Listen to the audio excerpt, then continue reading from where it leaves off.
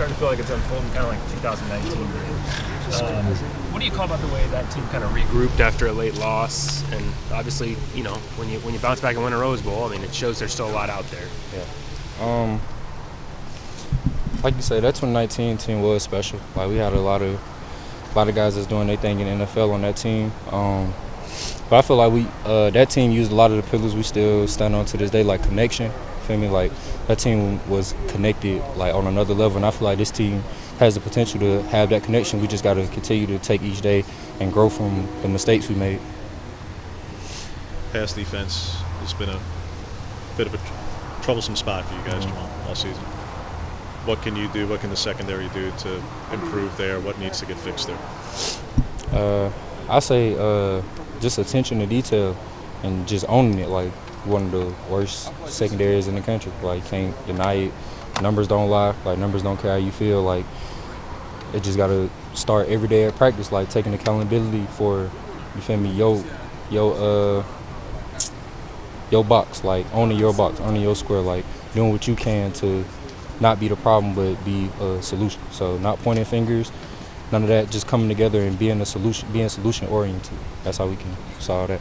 How have you managed the emotions of this season? Because to get all the way back into the discussion that you guys did, and then to see it kind of get ripped away a little bit from a playoff perspective, how do you manage that to understand that, hey, you can still win the league, you can still get to the Rose Bowl? How do you manage the emotions of college football? Not looking ahead, just taking it one game at a time, and like, we know each week if we don't handle our business, we're not going to accomplish the goals we want to accomplish. So just taking it week by week and putting last week behind us, not letting Washington beat us twice, and understanding that we can still play for a Pac-12 or a Rose Bowl or whatever it is, but none of that happens unless we handle business each week.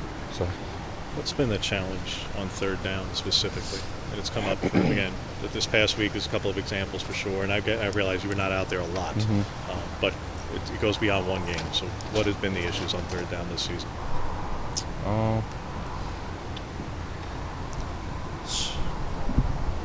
I say just execution. Like, our coaches are putting us in the right spots, and we just got to execute as a group, as a unit. Like, everybody, like from D-line, linebackers to secondary, everybody got to do their job, and the whole picture will look better. So I feel like, just everybody executing their job. And do you think the communication was an issue against Washington with all the crowd noise and things, and what do you guys need to do to fix that?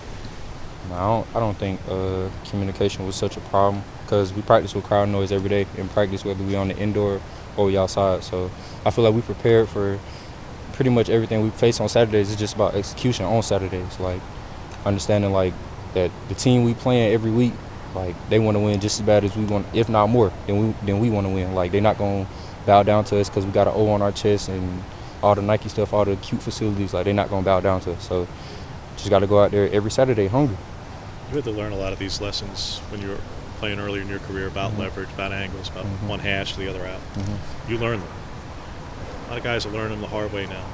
Is that like in film review when you guys are meeting in your position groups and seeing from one hash to the other out, I think 4 or 5 times this past week?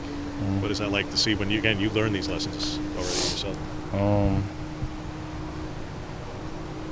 I kind of take the blame for that too, because I feel like being that I didn't play and being in sort of a leadership role, I feel like it's my job to kind of give my insight on certain stuff. Like, hey, I know what this looks like. I know I done got beat on this too. Like, I know how that feels. So this how you can prevent it. Just being proactive and just being a good teammate. Really, like, just letting them know, like, hey, I feel like it come with film study too. Like, just knowing what's gonna come. And I feel like our guys' attention to detail is there, but we could take it up another level and just be prepared for more of the stuff that we're going to see on Saturdays. This is a team that's going to throw a lot of tight ends at you. You know that.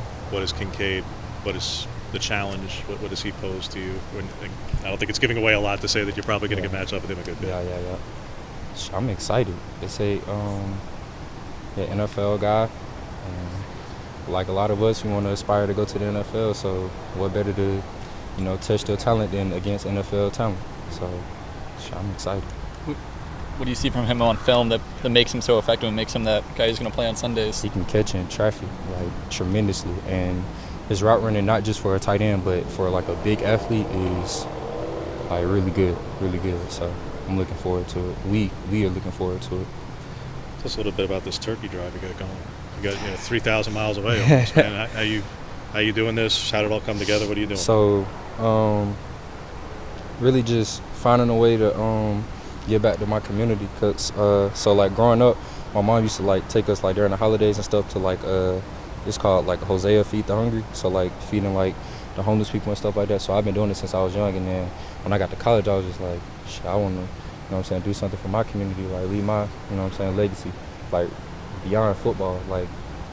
And this year I was able to use like some NIL money and stuff like that just to fund it. So like now we got like over like 200 turkeys, like, so we can do a lot for a lot of people. And then we just looking to build on that. So we're gonna try to do something for Christmas this year too, like get back some toys and stuff like that. Just be a, you know, positive, just be something positive in the community.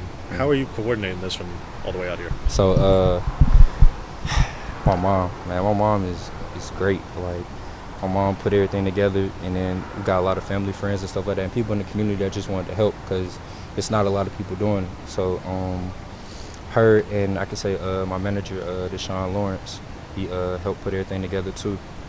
So yeah, them two, like they make it happen while I'm gone. So I appreciate them tremendously.